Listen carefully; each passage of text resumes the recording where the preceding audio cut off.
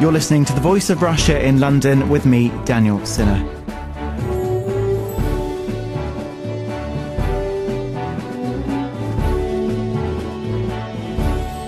A new report has revealed that nearly 5 million people in Britain don't earn enough to maintain a decent standard of living. Their incomes fall below the level set as the UK living wage by the prominent think tank, the Centre for Research in Social Policy. It says £7.20 is the minimum needed for those in work to support themselves. The figure is higher for London, standing at £8.30. A new report from accountancy firm KPMG has found that 20% of workers in the UK are paid less than those levels. Nearly 90% of waiters and bar staff are not paid the living wage. This rate is voluntary, unlike the national minimum wage, the amount that employers must pay by law. That's set at £6.19 an hour for those aged 21 and over. A separate report from the Confederation of British Industry says that employers need to take a cautious approach to the wages they pay their staff. The CBI says that in the current economic climate, pay restraint is set to continue to protect employment. Meanwhile, anti-poverty activists say the legal minimum wage is far too low. They want the living wage to be adopted by all employers, but can the country afford it?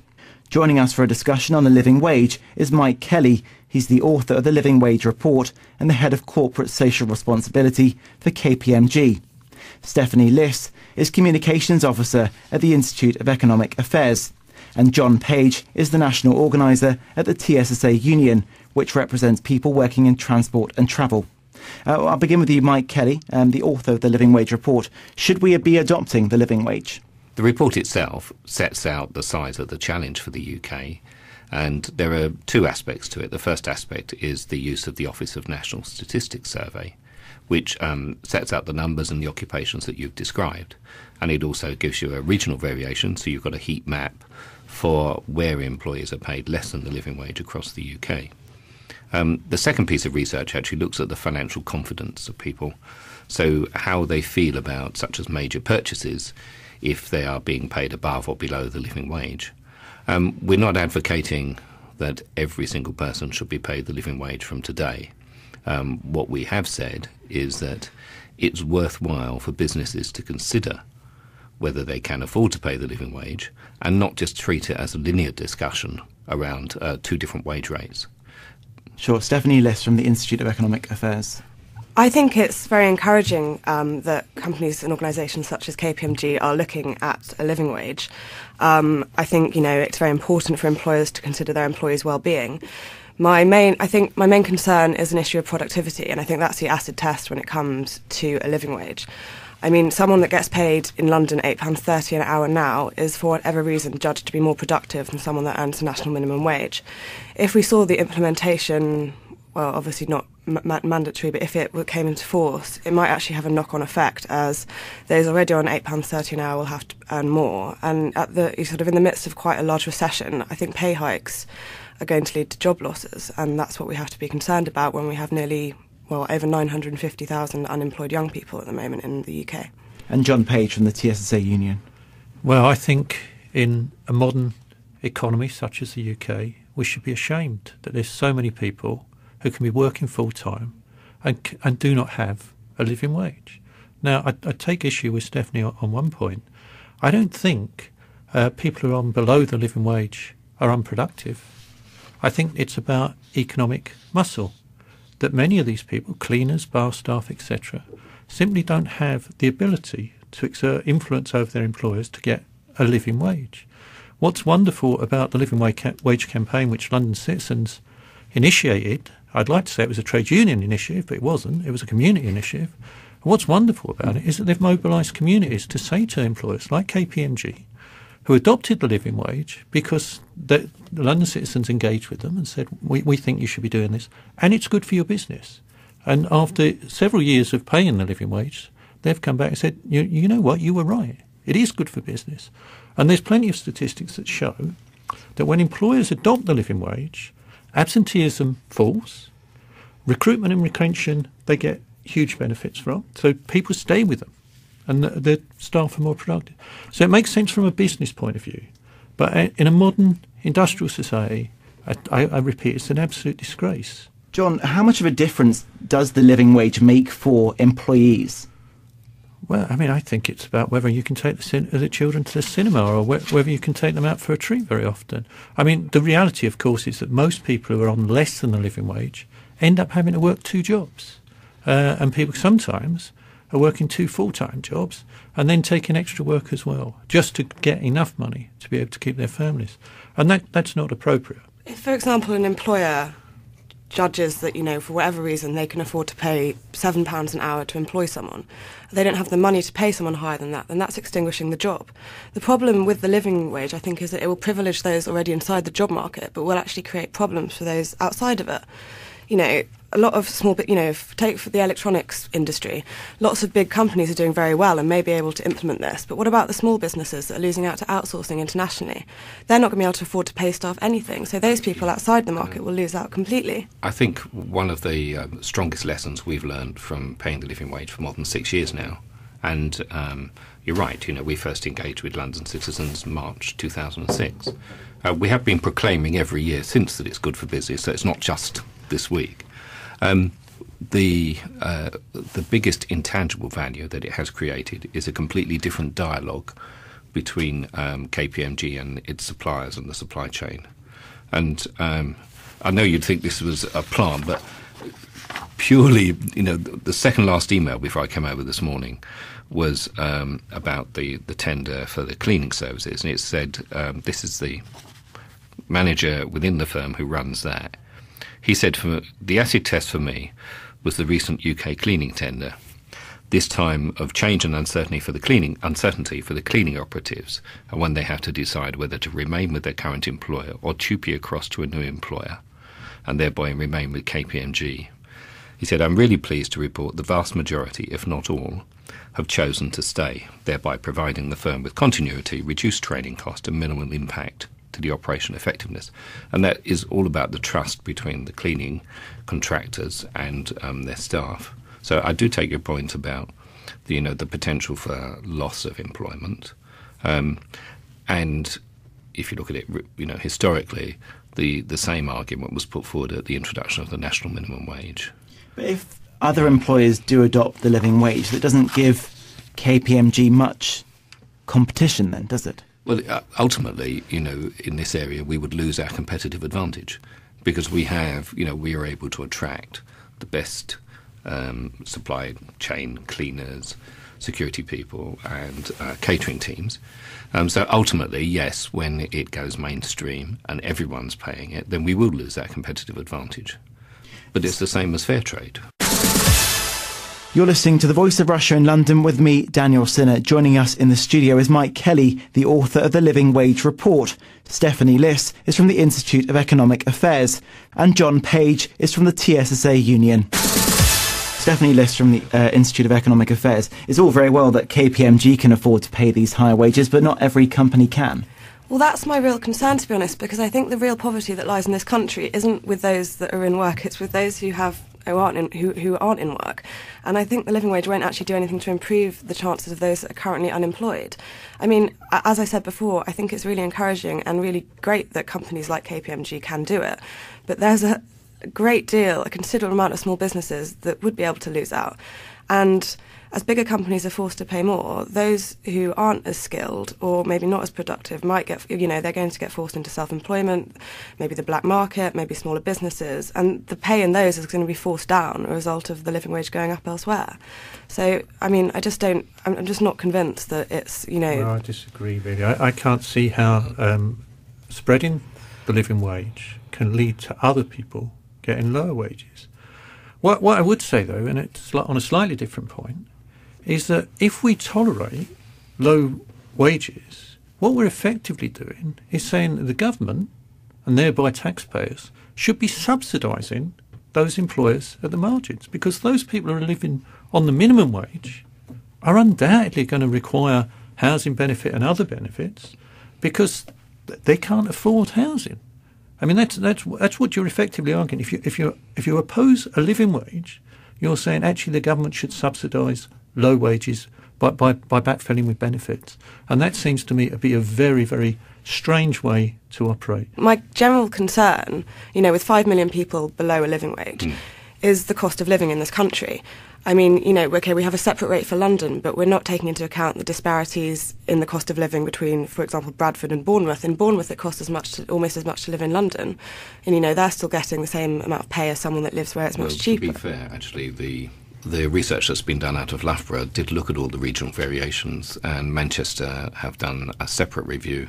They concluded that for Manchester as a regional pay rate for a living wage, using the same definition of what makes a living wage, they came out at £7.19, and they adopted the national living wage. And the Poverty Alliance have done something similar in Scotland as well. Okay, well, fine. Maybe let's take the example of to live in a town as opposed to live in a rural area. Yeah. Up to August last year, the inflation in real terms to live in the countryside was 7.7% compared to 4.3% in cities. That's an extra £2,000 in the pot, the £2,000 difference between the cost of living in the countryside as opposed to living in towns. I mean, that's quite a big change, and I think it's quite arbitrary to just look at a living wage in fairly simple. I think it's quite simplistic. I think what we, as a country, what we need to be doing is really focusing on how much it costs a family to live. I mean, by 2015, our gas bills have risen 10% in real terms. Domestic electricity has risen 26%, a result of government policies to try and tackle climate change. That's simply not sustainable and not affordable now. We need to be putting more money in people's pockets by avoiding schemes like this and looking perhaps we could put more money in people's pockets by getting more employers to adopt the living wage. I mean, I think what's interesting, speaking to Mike from KPMG, is that the relationship between employer and employee changes. It is. I think that's a really strong point, because the danger is, and to be quite candid, the first time we looked at this, the board said to a colleague and myself, what will it cost us to pay the living wage? And the biggest cost was in management time, working out who we were employing at the moment, whether they were direct employees or third-party contractors. This is all for KPMG though, but can other employers, such as small companies, pay higher wages without having higher costs? It's easier for me to use KPMG examples. I think the easiest thing for everyone is if you look on the living wage website, as has already been pointed out, Citizens UK started campaigning in this more than 10 years ago. There are plenty of smaller businesses, and I think the more challenging is for the third sector, for charities to say that they're going to pay the living wage. And there are plenty of charities, large and small, quite a few think tanks as well, actually, who have said that they're paying the living wage. I mean, we've got Living Wage Week starts on Sunday. The Mayor will announce the new rates on Monday. He will also announce all of the new accredited employers. And I would suggest that people have a look at that list there, and you will find a business that is similar to your own.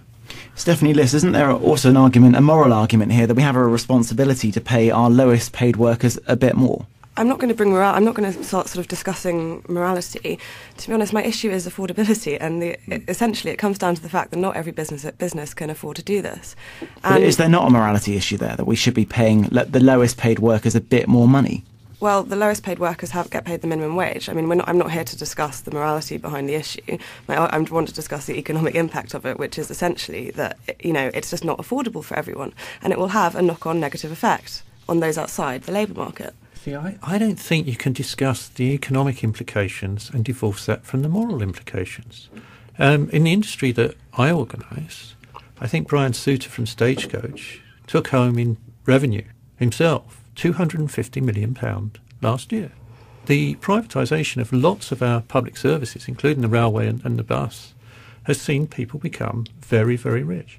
But at the same time, they've often gone through a process of outsourcing their cleaners, their security guards and other staff, kitchen and catering staff and so on, who have then had their pay cut to the absolute minimum that the companies can afford, in the belief that actually that's the way to run an effective business. A race to the bottom for our economy. And I don't think we can say we can't afford a living wage for people who work in this country unless you engage in a moral argument, because you're making moral judgments. You're saying it's fine for the people at the very top to be earning vast fortunes, even though the people at the very bottom can't afford to pay their rent at the end of the week despite working full time. Sorry. Okay, we're talking about the morality of people getting, that employers are going to lose staff and go out of business because of things like this because they wouldn't be able to afford it. If you wanted to implement a universal living wage, a lot of companies can't afford to pay that. As I said before, if an employer can afford £7 to employ someone an hour and then has to employ them £7.20, they can't afford that. The employer's going to lose out, which is going to have a knock-on bad effect on him, as well as his employees. Well, let me tell you this. I think it's actually low-wage jobs that drive good quality jobs out of business. And certainly in the travel trade, if you look around, you'll find that the travel companies that actually maintain a decent wage for their staff are the ones who are under most pressure because they're being undercut by fly-by-night firms paying the absolute minimum wage to their staff. No training, no development, none of that, no career progression. They're there, they're like a commodity, their staff, and they're gone. And those companies are the ones that are snapping at the heels of the more established firms. And you might say, well, they're more efficient because their wage bill is lower. I would say it's a moral disgrace. I think there's also an argument about we're probably violently agreeing with each other that we do think at the end of the day, if we can get to a better standard of living for everyone in the UK, so we're just arguing about how we get there. If you look at the parallels with the Fair Trade campaign, where the biggest shift, I would argue, is that when the Fair Trade logo became a common household logo that people recognised, you wouldn't buy Fair Trade coffee if it tasted lousy, but you might be prepared to pay a bit more because you understood the ethical dividend that you were getting with it. Now, our argument is that if businesses of all shapes and sizes and of every sector consider it from that dimension, then you want a voluntary movement, you want the logo to be everywhere. I mean, we put it in every single one of our buildings. It's always on the reception area so people know when we come in. And it's not, if you like, to ally our brand with it. It's just to promote the living wage. Well, I'm very pleased you ally your brand with it.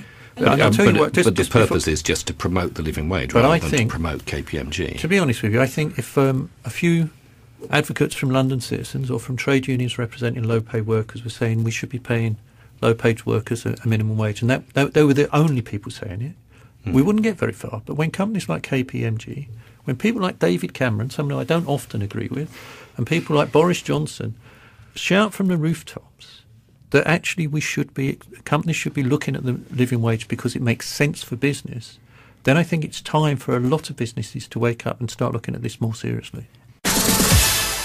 You're listening to The Voice of Russia in London with me, Daniel Sinner. Joining us in the studio is Mike Kelly, the author of the Living Wage Report. Stephanie Liss is from the Institute of Economic Affairs. And John Page is from the TSSA Union. Mike Kelly, we've spoken a lot about the cost to employers, but there's got to be some benefit for employers, surely?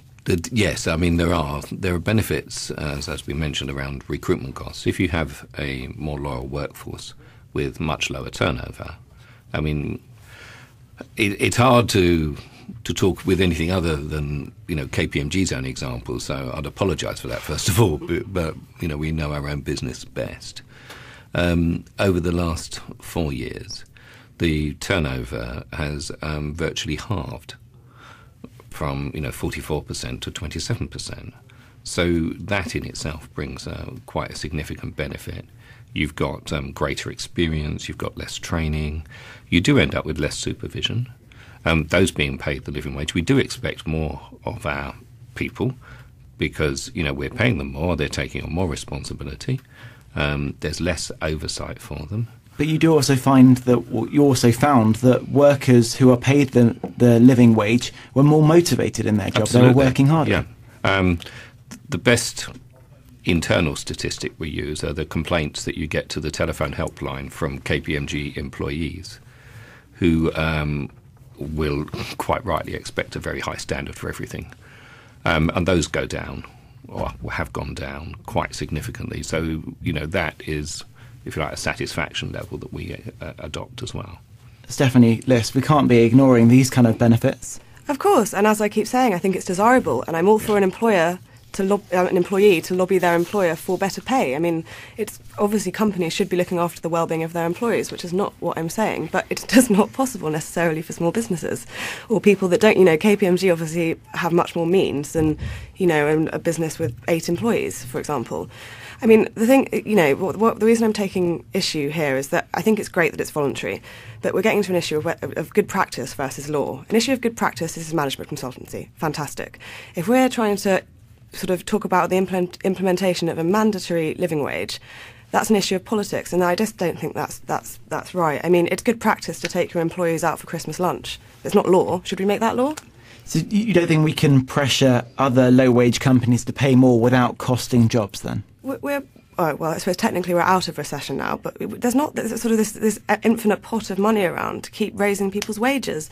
It's unfortunate, but that's just the way the economy is and the situation we're in now. Well, and I think we should be focusing, as I said before, on the cost of living, such as house prices. John Page. I wonder whether your organisation comes out and criticises companies when they announce, vast boardroom bonuses. Well, there has to be some consistency. But one point I wanted to pick up, which is perhaps not been discussed really, is the whole idea of civil society. My experience, and I have some experience both with the London Citizens Campaign, but also with the trade union, is that very often, particularly with cleaners, you're talking about people who are new migrants, who are from ethnic minority communities, often who've been excluded from better quality jobs. Often cleaners, it's really quite amazing how different groups of cleaners come from a specific ethnic minority community. 10 years ago, I think there was a huge number of people who were Portuguese who were cleaners. There's always been a significant number of African cleaners. And now I think a lot of Eastern Europeans. Very often these are people who are part of a new migrant community, struggling to get their feet on the ladder in UK society. And it makes a world of difference when those communities, who are quite often well organised, begin to get a few extra pence in the bank, because that actually makes a huge difference for their children and their integration into the wider UK society. So poverty wages actually is an attack on the big society that the government is actually promoting. Mike Kelly, would you agree with what you just heard from John Page? I mean, certainly we have different community groups within the 600-700 third-party contractors who operate on our sites. Their motivations are different in terms of what they're short-term looking to achieve. When we first introduced the living wage, we also introduced a different sickness pay regime and a different holiday regime, and neither of those were abused. We also How did they change? They changed in terms of the amount of holiday that people would get. So we raised it so that it was a parity to, if you were an employee, that's what you would get, and if you were a third-party contractor, member of staff on our sites, that's what you'd get. So treating them the same way as you would treat all of your employees. But interestingly, there wasn't that interest in looking at pensions. We did run volunteer English language classes because, we have a very young workforce. They use, a lot of them have been on gap years. They've all got TEFL. So as part of their volunteering in the community, they were running English language classes for our different supply chain staff. But there is a different motivation there. There are different sets of groups who work together. We try to take the approach that it's all part of the same, homogeneous group. So you don't treat this particular type of supplier, contractor on site differently than that one. Because I think what can get forgotten sometimes is that these people will generally be the first person that your customers, your clients see when they come into your business. The security guard at the front, or the reception person, or the people who are bringing teas and coffees to meeting rooms. And they're very much the face of hundreds of thousands of businesses, and they're very much setting the tone of what you want to be as a business. Would you not think that the sort of real poverty in our society lies with those that are out of employment? Absolutely. So then, but the implementation of a living wage isn't going to help those outside on the employment ladder. Well, why is it that this government repeatedly says we want to end a situation where people are worse off working than they are on benefits? The situation exists today. there are people, according to the government, who, if they take a job on a minimum wage, are actually worse off than in receipt of benefit. That's the madness of the current situation. We need to raise people's wages at the bottom. And I'm not convinced that actually moving away from a low-wage economy actually means that we'll have more people out of work. We need to think about public sector investment. Rail infrastructure is a perfect example. That with the High-Speed 2 is a good example, where public sector investment by the government can stimulate an economy. We've got an economy at the moment where cut after cut after cut means that people don't feel they've got any money in their pocket to spend, and so nobody's spending, so nobody's buying, and nobody's actually opening up new jobs. But John Page, the trouble with asking for an increase in people's wages is it's the private employers paying that extra money. It's coming out of their pockets, and if they can't afford why should it not? Let's be absolutely clear. If you have a low-wage economy where we've got something like 4.5 million people paid below the living wage, each and every one of those, I suspect, has to claim benefits from this government because they can't live on the wages having worked a full week. So we're subsidising them. I don't see why the employer, who's aiming to make a profit and presumably is making a profit, should not pay a rate that means that people who have worked a full week don't need to rely on public sector benefits. Stephanie, there is that argument that the government is having to pay benefits to people on low living wages, and they would benefit, perhaps, by people earning more money. This is a pre-distribution idea. So to save money on giving people higher wages rather than handing it out in tax cuts and benefits afterwards.